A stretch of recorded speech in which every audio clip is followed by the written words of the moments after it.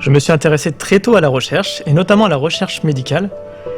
Et je pense que c'est mon côté curieux qui m'a poussé vers ce domaine. Et c'est donc tout naturellement que je me suis dirigé vers des recherches en biologie, notamment à l'université. Et après mon Master 2 en virologie, j'ai pu intégrer l'équipe du professeur Hugues Deté. Et je le remercie encore aujourd'hui de m'avoir donné l'opportunité de rejoindre son équipe, parce que ça m'a permis de découvrir un métier que j'aime énormément, un vrai métier de passion, et j'ai pu m'épanouir totalement dans mon métier. Je savais qu'à l'époque, le professeur Hugues Deté travaillait sur une leucémie très rare et très agressive. Et je suis arrivé en plein pendant les essais précliniques, et je me suis rendu compte de l'importance d'un travail de recherche et ce que ça pouvait apporter sur la guérison d'une maladie. En 2016, nous avons rejoint le CIRB, et c'était pour nous l'opportunité de travailler avec une entité regroupant de nombreux chercheurs avec de nombreuses compétences.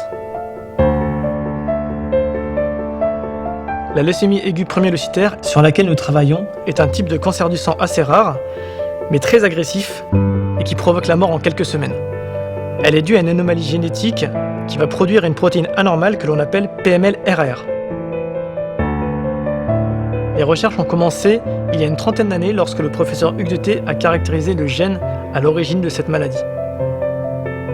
Il a fallu comprendre le mécanisme d'action de cette maladie, et c'est peut-être sa double casquette de médecin et de chercheur qui l'ont poussé à utiliser la pharmacopée pour sonder ces mécanismes.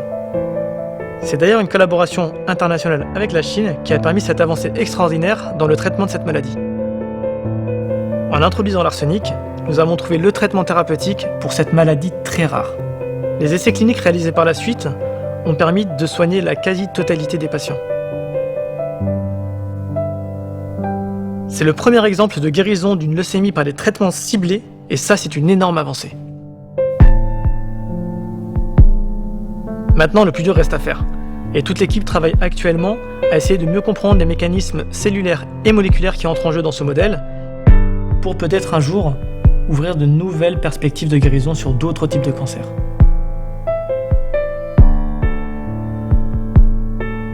Le partage est primordial dans notre métier.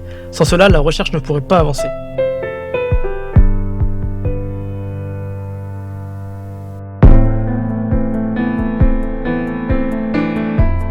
Il m'arrive très souvent de faire le parallèle entre la recherche et le sport.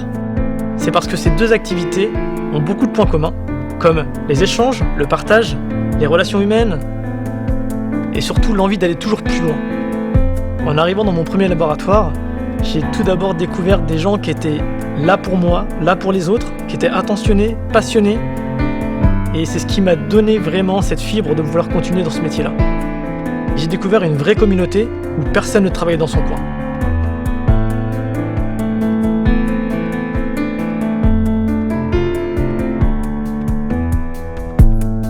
Au-delà du partage entre chercheurs, nous devons également nous concentrer sur la diffusion et l'accessibilité de nos recherches au grand public.